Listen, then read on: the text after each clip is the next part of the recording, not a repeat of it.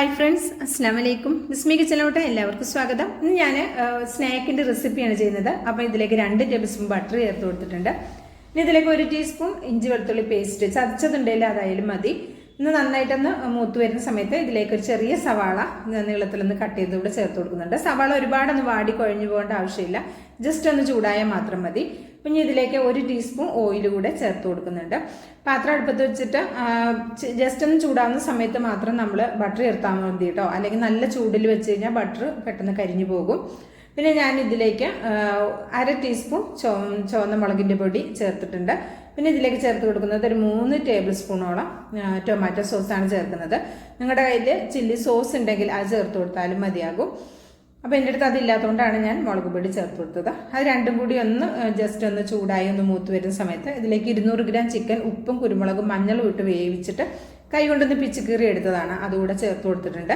Chicken നിങ്ങളുടെ ടേസ്റ്റിനനുസരിച്ച് കുറച്ച് കൂടുതൽ വേണമെങ്കിലും ചേർത്ത് കൊടുക്കാം. ഇതെല്ലാം കൂടി നന്നായിട്ടൊന്നൊരു മീഡിയം ഫ്ലെയിമിൽ വെച്ചിട്ട് നന്നായിട്ടൊന്ന് മിക്സ് ചെയ്തെടുക്കാം. ഈ ഒരു സോസൊക്കെ ചിക്കനിൽ പിടിക്കുന്നത് വരെ നന്നായിട്ട് മിക്സ് ചെയ്തെടുക്കാം.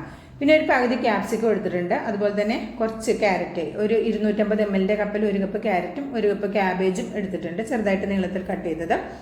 അതുകൂടെ ചേർത്ത് കൊടുക്കാം. ഇതിന് ഒരുപാട് കുക്കിംഗ് ടൈമൊന്നും ഇല്ല, ജസ്റ്റ് ഇതൊന്ന് വാടി കിട്ടിയാൽ മാത്രം മതി. ഒരുപാട് ഇത് വെന്ത് ഉടഞ്ഞു പോകേണ്ട ആവശ്യമില്ല. ഇതെല്ലാം കൂടി നന്നായിട്ട് മിക്സ് ചെയ്ത് കൊടുക്കാം. ഇതിലേക്ക് ഈ വെജിറ്റബിളിലേക്ക് ആവശ്യമായ ഉപ്പ് കൂടെ ചേർക്കാം. നമ്മൾ ചിക്കനിലേക്ക് ആദ്യം ഉപ്പ് ചേർത്തതാണ്.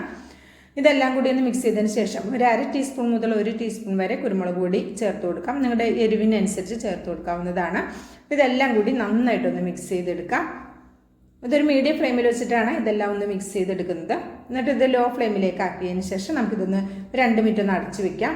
അപ്പോൾ ഞാൻ ഒരു 2 മിനിറ്റ് മാത്രം ഒന്ന് അടച്ചു വെച്ചിട്ടുണ്ടായിരുന്നു ലോ ഫ്ലെയിമിൽ. എന്നിട്ട് ഇതൊന്ന് മിക്സ് ചെയ്ത് കൊടുക്കാം. ഇത്രയും മതി. ഇനി ഇതിന് ഒരുപാട് കുക്കാവേണ്ട ആവശ്യമില്ല. ഇനി നമുക്ക് ഫ്ലെയിം അങ്ങ് ഓഫാക്കിയേക്കാം.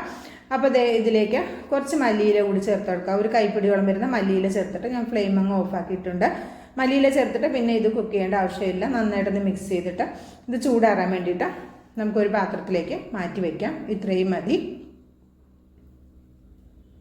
അപ്പോൾ ഞാൻ ഒരു പാത്രത്തിലേക്ക് ചൂടാറാൻ വേണ്ടി മാറ്റി വെച്ചിട്ടുണ്ടായിരുന്നു. അതൊക്കെ ചൂടാറി വന്നിട്ടുണ്ട്. അപ്പോൾ ഞാൻ ഒരു സ്പ്രിംഗ് റോളാണ് എടുത്തിട്ടുള്ളത്. അപ്പോൾ ഇത് നമുക്ക് റെഡിമെയ്ഡായിട്ട് വാങ്ങാൻ കിട്ടുന്നതാണ്. ഒരു പാക്കറ്റിൽ 20 എണ്ണം ഉണ്ടാവും കേട്ടോ. 105 രൂപ എങ്ങാണ്ടാണ് ഇതിൻ്റെ റേറ്റ് വരുന്നത്. അപ്പോൾ ഇത് നമ്മൾ ഉണ്ടാക്കുന്ന സമയത്ത് ഒരു 2-3 മണിക്കൂർ മുമ്പ് ഫ്രീസറിൽ നിന്ന് എടുത്ത് പുറത്ത് വെക്കണം കേട്ടോ. എന്നെങ്കിലേ ഉള്ളൂ നമുക്കിത് ഓരോന്നായിട്ട് ഇത് അടർത്തി എടുക്കാനായിട്ട് പറ്റുള്ളൂ. നമ്മൾ ഫ്രീസറിൽ നിന്ന് എടുത്ത് ബാക്കി ഇത് അടർത്തി എടുക്കാൻ നോക്കിയാൽ അടർന്ന് കിട്ടൂല, പൊട്ടിപ്പോകും. അപ്പോൾ ഇതെങ്ങനെയാണ് റെഡിയാക്കുന്നത് നോക്കാം. ഞാൻ 2 ഷേപ്പിൽ ഇത് റെഡിയാക്കി എടുക്കുന്നുണ്ട്. ആദ്യത്തെ ഷേപ്പ് ഇങ്ങനെ റെഡിയാക്കി എടുക്കുന്നുണ്ട്. അപ്പോൾ ഏതാണോ നിങ്ങൾക്ക് ഏറ്റവും സിമ്പിളായിട്ട് തോന്നുന്നത് ആ രീതിയിൽ ഇത് തയ്യാറാക്കി എടുക്കാം. ഞാൻ ഒരല്പം മൈദ ഇവിടെ പേസ്റ്റാക്കി വെച്ചിട്ടുണ്ട്. അതൊന്ന് ഒട്ടിക്കാനായിട്ട് എൻ്റെ സൈഡിലൊന്ന് ആക്കി കൊടുക്കുക. എന്നിട്ട് ഇതേപോലെ ഒന്ന് ചുറ്റിയെടുക്കാം. വളരെ സിമ്പിളായിട്ട് നമുക്ക് ഇതേപോലെ ചിക്കൻ റോളൊക്കെ നമ്മുടെ വീട്ടിൽ തന്നെ തയ്യാറാക്കി എടുക്കാൻ പറ്റും. നോമ്പ് തുറക്കുന്ന സമയത്തും 4 മണി ചായക്കൊപ്പം ഒക്കെ നല്ല കോമ്പിനേഷനാണ്. പെട്ടെന്ന് ഒരു വിരുന്നുകാർ വന്നാൽ തന്നെ നമ്മുടെ ഷീറ്റ് ഉണ്ടെങ്കിൽ പെട്ടെന്ന് റെഡിയാക്കി എടുക്കാൻ പറ്റും. അതുപോലെ തന്നെ രണ്ടാമത്തെ ഒരു ഷേപ്പിൽ ഇങ്ങനെയാണ് തയ്യാറാക്കി എടുക്കുന്നത്. ഇങ്ങനെ ഒരു മൂലയ്ക്ക് വെച്ചിട്ട് ഇതേപോലെ ഇങ്ങനെ മടക്കി കൊടുക്കുക. വീഡിയോയിൽ കാണുന്ന പോലെ ഇങ്ങനെ റെഡിയാക്കിയാൽ മതി. ഇങ്ങനെ ചെയ്യുന്ന സമയത്ത് നല്ല ടൈറ്റായിട്ട് ചുറ്റാനും ശ്രദ്ധിക്കണം. പിന്നെ എൻ്റെ അറ്റത്ത് വരുന്ന സമയത്ത് കുറച്ച് വീതി കൂടുകയാണെങ്കിൽ അറ്റം പതുക്കെ ഞാൻ ഈ വീഡിയോയിൽ കാണിക്കുന്നത് പോലെ സൈഡ് കണ്ടോ, സൈഡ് ഇങ്ങനെ ഒന്ന് ഉള്ളിലേക്കൊന്ന് വലിച്ചു കൊടുത്തിട്ടൊന്ന് പശ തേച്ച് ഒട്ടിച്ചാൽ മതിയാകും. അപ്പോൾ ഒരു ഗസ്റ്റ് വന്നാൽ തന്നെ നമുക്കിത് ഇതേപോലെ പെട്ടെന്നൊക്കെ റെഡിയാക്കി കൊടുക്കാൻ പറ്റും. അപ്പോൾ തന്നെ ഈ ഒരു കൂട്ടുണ്ടാക്കി ഇങ്ങനെ റെഡിയാക്കിയിട്ട് ഷേപ്പ് ചെയ്ത് റെഡിയാക്കി നമ്മൾ ഫ്രീസറിൽ ഒരാഴ്ചയോളം സൂക്ഷിക്കാവുന്നതുമാണ്.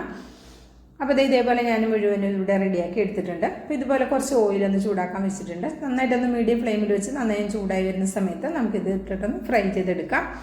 വളരെ സിമ്പിളായിട്ട് ചെയ്തെടുക്കാവുന്ന, നമ്മൾ ഒരുപാട് പൈസയൊന്നും കൊടുത്ത് പുറത്തുനിന്ന് വാങ്ങേണ്ട ആവശ്യമില്ല. നമ്മുടെ വീട്ടിൽ തന്നെ നമ്മുടെ ടേസ്റ്റിനനുസരിച്ച് നമ്മുടെ ഇഷ്ടത്തിനനുസരിച്ച് നമുക്കിത് തയ്യാറാക്കി എടുക്കാവുന്നതാണ്. നോമ്പിനൊക്കെ ജോലിഭാരം കുറക്കാനായിട്ട് നമുക്കിത് ഈ ഒരു ഷേപ്പ് ചെയ്ത് നമ്മൾ കൂട്ടൊക്കെ ഉണ്ടാക്കി സ്പ്രിംഗ് റോളിൻ്റെ ഷേപ്പൊക്കെ ചെയ്തിട്ട് ഫ്രീസറിൽ ഒരാഴ്ചയോളം സൂക്ഷിക്കുക. അങ്ങനെ വെക്കുകയാണെങ്കിൽ നമുക്ക് ആ സമയത്ത് എടുത്ത് വറുത്തിട്ട് ചൂടോടെ ഉപയോഗിക്കാവുന്നതുമാണ്. അപ്പോൾ ഇതേപോലെ ഞാൻ 2 എണ്ണം ആയിട്ടുണ്ട്, അതെടുത്തിട്ടുണ്ട്. ഇനി ബാക്കിയുള്ളതും ഇതേപോലെ തന്നെ നമുക്ക് ഫ്രൈ ചെയ്തെടുക്കാം. കുറച്ച് ഓയിൽ മാത്രം ഒഴിച്ചിട്ടാണ് ഞാൻ 2 എണ്ണം വീതം ഫ്രൈ ചെയ്തെടുക്കുന്നത്. ബാക്കി ഓയിൽ നമ്മൾ ഉപയോഗിക്കാത്തത് കൊണ്ട് ഒരുപാട് ഓയിൽ വേസ്റ്റ് ആക്കണ്ടെന്ന് കരുതിയിട്ടാണ്. അപ്പോൾ ഇതിവിടെ എല്ലാതും റെഡിയായി വന്നിട്ടുണ്ട്. ഇനി നമുക്കിതൊരെണ്ണം കട്ട് ചെയ്ത് നോക്കാം. അപ്പോൾ ഇത്രേ ഉള്ളൂ. വളരെ സിമ്പിളായി ചെയ്തെടുക്കാവുന്ന നല്ല ടേസ്റ്റി ആയിട്ടുള്ള ഒരു സ്നാക്കിന്റെ റെസിപ്പിയാണ്. ഇഷ്ടമായിട്ടുണ്ടെങ്കിൽ ട്രൈ ചെയ്ത് നോക്കണം, അഭിപ്രായം അറിയിക്കണം, ലൈക്കും ചെയ്യണം കേട്ടോ.